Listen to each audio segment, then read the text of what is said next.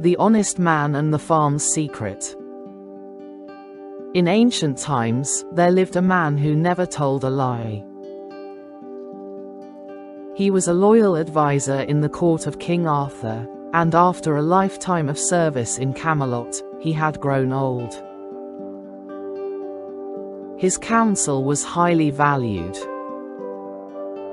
One day, King Arthur said to him, "In return for your loyalty and good deeds, I wish to grant you a favor. Take until tomorrow to think on it, and make a request of me that I may fulfill one of your greatest wishes." The old man asked, "What kind of wish could it be?" Arthur replied, "Anything you desire, as long as it brings no harm to another." The old man was rich and comfortable and lacked nothing. A good life, a home, a loving family, and a large estate with a farm. On his farm, he kept many animals, cows, sheep, and various birds. He enjoyed working on his farm and tending to the animals. Whenever he was free, he would go to his farm and immerse himself in the work, delighting in the strange sounds of his creatures. He often thought to himself, "I wish I could understand their language, to know what they say and what they think about life and about one another." The offer from King Arthur brought this old wish to his mind. He spent the night in thought and realized that nothing would make him happier than to understand the language of animals. The next morning, the man went to King Arthur and said, "If you wish to grant me a favor, my deepest wish is to understand the language of animals. I ask for nothing else, for thanks to you, I have everything." King Arthur said, "That is a strange request. Do you truly believe this will be of use to you?" The old man replied, "I do not think of its use, my heart desires it. It will harm no one, and I wish to know what these creatures say to each other all day long." King Arthur said, "The Lady of the Lake once granted me a similar gift, but the language of animals is a secret that few know. Are you sure you have no other wish?" The old man said, "No, I desire nothing else. I did not ask for a favor, you offered it yourself. The choice is yours, but this is my only wish." Arthur said, "Very well. A king's promise must be kept. However, this is a very grave matter, and I must consult with the Lady of the Lake. I will give you my answer tomorrow." King Arthur told the honest man's wish to the Lady of the Lake. The Lady of the Lake returned and said, "This secret must remain hidden, but the gods favor the wishes of good men. As long as no one else is harmed by this knowledge, he may use it." King Arthur was pleased, thinking that this would prevent any harm. But then he realized that if this man, who never lies, revealed what he heard, the secret would be broken. To prevent this, he decided to frighten the man into silence. King Arthur summoned the advisor and said, "Your wish has been granted, but there are two conditions. First, you must never use this knowledge to harm or upset anyone. If you do, the gift will be taken from you." The old man agreed, "I accept." Arthur continued, "The second condition is this. No one else must ever know of this gift. If anyone else finds out, yes, if anyone finds out, your life will be in danger that very day. Now you know." The old man said, "I accept this as well." King Arthur said, "Excellent. Now go, and you will understand every sound you hear. You have no more work at court and may happily occupy yourself with your estate." The old man, who had served in the king's court for years, now had the opportunity to return to the only place he truly belonged, his beautiful farm. A farm filled with animals he had cared for with love for years. Now, his greatest wish was about to be fulfilled, and he would be able to communicate with his beloved creatures. The thought filled his heart with joy. The honest man returned to his farm and, as he listened, he realized he truly understood everything. A cow was giving advice to a sheep. A horse was arguing with a donkey. A rooster was crowing with purpose, and a dove was cooing a holy tune. His farm animals were talking to each other and giving their opinions on everything, and he heard and understood it all. The old man was very happy and grateful that his wish had been granted. He saw himself as truly blessed. From morning until night, he would sit on his porch, watching the animals and enjoying the indescribable pleasure of understanding their language. One day, the man was sitting on his porch, reading a book of ancient wisdom, while a cow and a donkey rested nearby, talking to each other. The cow and the donkey worked together every day. The farmhands would take them to the fields to plow and to the mill to turn the millstone. But that day, they had argued and were upset with each other. The donkey said to the cow, "Since that's how it is, I'll do something to you that you'll enjoy yourself." The cow replied, "There's nothing you can do." "What exactly do you intend to do?" The donkey said, "From this moment on, I will not move and will not do a single thing. Let them take you alone until your bones ache." The cow sneered, "You'll get so many beatings you'll wish you had 4 extra legs to run to your work." The donkey said, "We shall see. I won't move, no matter how much they beat me. They'll get tired eventually and leave me alone." The cow said, "Very well.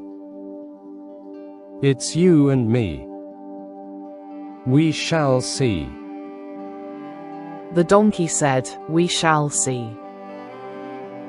Just watch." At that moment, the farmhands came to take the cow and the donkey. The cow was ready to go, but the donkey lay on the ground and would not get up. No matter how hard the farmhands tried, the donkey would not budge. It rolled in the dirt, took beatings, and brayed loudly, but it would not get up. It just kept saying, "I'm not coming. I'm not coming." When they went to take the cow, the donkey said to it, "Now go and work until you can't take it anymore." The cow said, "Just you wait. You'll see how they bring you along too." The donkey replied, "Even if they chop me into pieces, I won't move from my spot." And no matter how much they beat him, he did not move. The advisor saw the donkey being beaten and felt pity for it. He said to the farmhand, "Leave him be. Maybe he's not well. Let him rest." The donkey was left alone, and in the evening, the exhausted cow returned. The honest man was sitting on his porch, reading his book.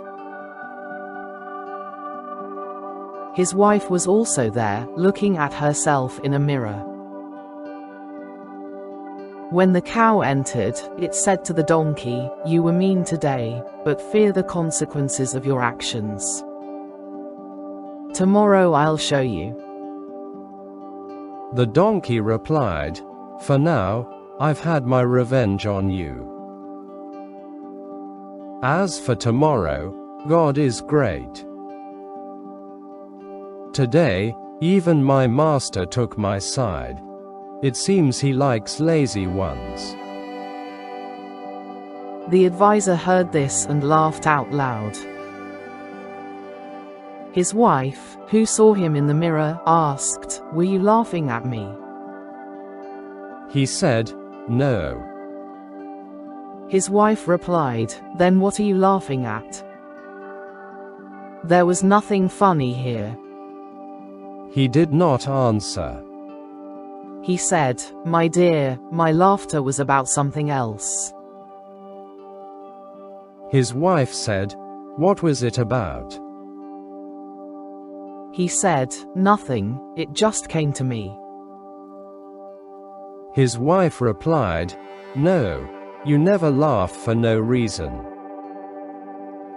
There must be some fault in me that you are mocking me for." He said, "No, I swear to you, my laughter had nothing to do with you. I was lost in my thoughts, and something made me laugh." His wife said, "What were you thinking about?" He said, "Oh, what a mess. My dear, a laugh shouldn't cause so much trouble." His wife said, "If you tell the truth, there will be no trouble, but if you don't, there will be. What is my fault that you mock me and won't tell me so I can correct myself?" He said, "Oh, for goodness sake. We're stuck. I swear to God, I swear by the king, that my laughter had nothing to do with you." His wife said, "Then what was it about that I am not allowed to know? Oh, how miserable I am in this house, that I can't even know why my husband laughs." She began to cry and swore, "If you don't tell the truth, I will not stay in this house. I will leave and go to my father's house. Am I a stranger that I cannot know the reason for your laughter? I have always tried to be the best, never lied, and never touched anything without permission. And now, after all these years, you mock me and laugh, and won't even tell me why. My patience has run out. I will go to my brother and tell him everything, and I will tell my relatives what I shouldn't. We are not to be mocked. No one has ever mocked our family. We are related to the great King Arthur. No one has the right to laugh at us." The man said, "I don't know what to say. I know my laughter had nothing to do with you, and I have no complaints about you. You have no faults, and I cannot tell you the reason for my laughter. It is a secret, and it is dangerous. His wife said, "Oh, it's dangerous. And me leaving isn't dangerous? If that's the case, I'm leaving right now." She got up to leave in a huff, and the man said, "The choice is yours." The woman became more suspicious. She thought to herself, "He must be mocking me. He wants to humiliate me, otherwise, he wouldn't let me go."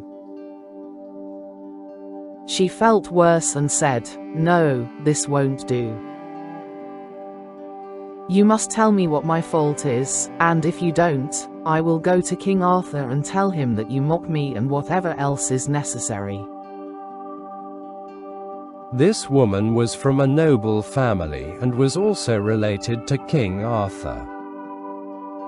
The man realized he was in a terrible situation. On one hand, he could not reveal the reason for his laughter and had to keep the secret. On the other hand, his wife, his life, and his family's peace were in danger. His wife had a right to know, but his own life was at risk. If he told the secret, his life would end. If he didn't, his honor would be ruined, and King Arthur would not be pleased with the secret's exposure. Furthermore, he had never told a lie in his life and did not want to make one up now and tarnish his good name and conscience. He was distressed and thought to himself, "I have grown old, and my life is coming to an end. Let me at least remain truthful until the end, and if my life is in danger, so be it. I have no other wish. Whatever is to happen, let it happen." So he said to his wife, "Very well. I am ready to tell you the truth, but know that my laughter had nothing to do with you, and revealing this secret puts my life in danger. Now, if you still want to know, I will tell you." His wife said, "Stop this nonsense. The truth never endangers anyone's life. What sane man has said that one should lie and not tell the truth? You are trying to scare me. Besides, even if you lie, I will know. I am a relative of Arthur and know the difference between truth and lies. Just as I know you have never lied." He said, "Very well. I will not lie now either and will risk my life for the truth." His wife said, "Nothing will happen to your life. I know that no one is harmed by telling the truth." He said, "Very well, but I have one request. Since this is the case, give me 3 days to tell you the reason for my laughter." His wife said, "That's better. I will give you 3 days, but after that, I will accept nothing but the truth." The man said, "Agreed." And he became very worried. He thought to himself, "What a thing I have done, and what a wish I had. My good man, you had no bread, no water. What was the need to learn the language of animals?"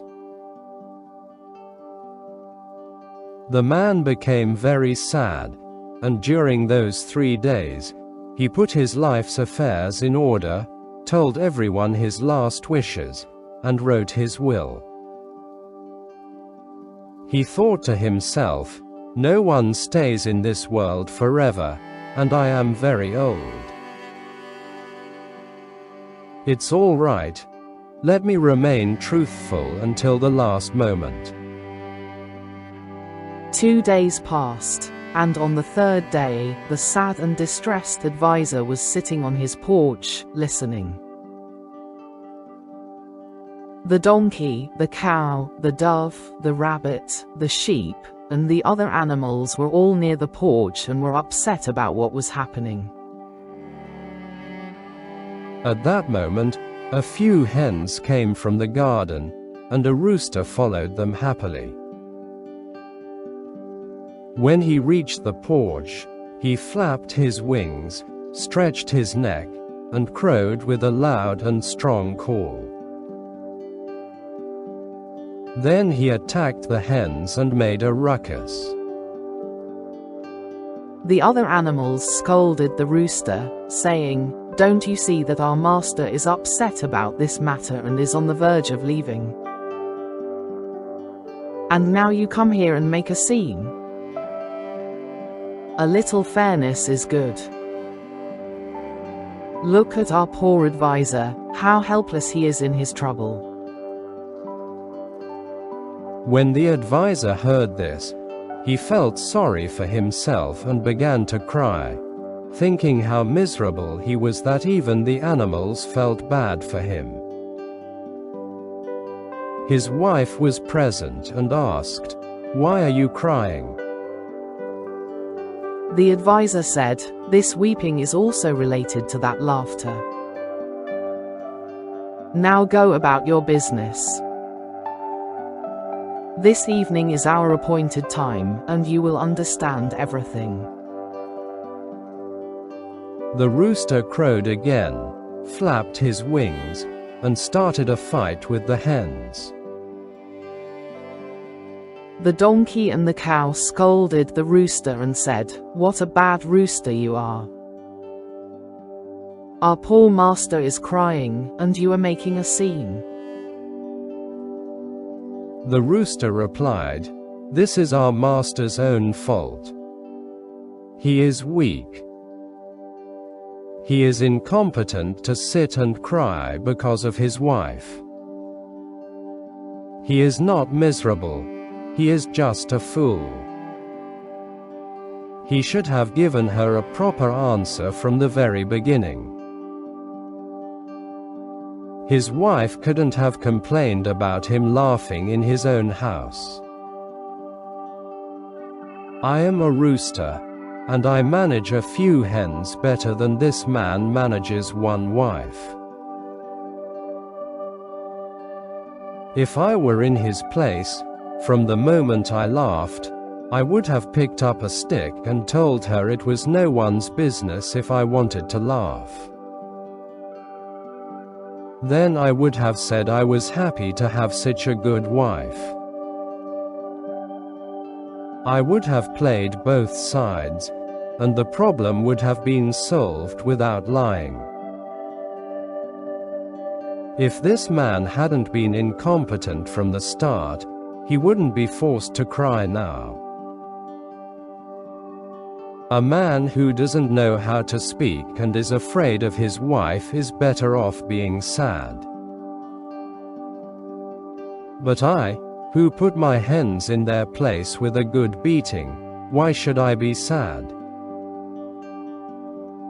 The advisor listened to the rooster's words and thought, "The rooster is right. I should not be less than a rooster. Why should I be afraid and put myself in danger? This stick and a harsh word followed by a sweet word will fix everything." He was happy with this thought and ordered a large amount of sesame and barley to be poured in front of the rooster and hens. He sat down quietly. Suddenly, from the top of the old oak tree next to the porch, a quiet, hoo-hoot sound was heard. The advisor looked up and saw an old, wise owl perched on a branch. The owl looked down and, with a voice that seemed to be whispering to itself, said, Some creatures believe that a loud voice and a heavy hand are the way to peace. They mistake dominance for wisdom. True peace is not gained by silencing others, but by understanding silence itself. A man who uses a stick to solve a problem will only create more problems. The wise man listens not only to what is said but to what is felt. The rooster sees a simple fight, but a man's heart is not so simple. The advisor listened to the owl's words and pondered for a moment. He then looked at the rooster and said to himself, "The lives of men are different from the lives of roosters." He decided that he must find a different way to solve his problem, a way that would preserve his and his wife's honor and not put his life at risk. Near sunset, his wife came and said, "The 3-day grace period is over. Now tell me why you laughed and why you cried." The advisor, who was again distressed by the sight of his wife, said, "Yes, the time is over, but life is not. I am ready to tell the truth, even if it puts my life at risk. I just want you to know that. ...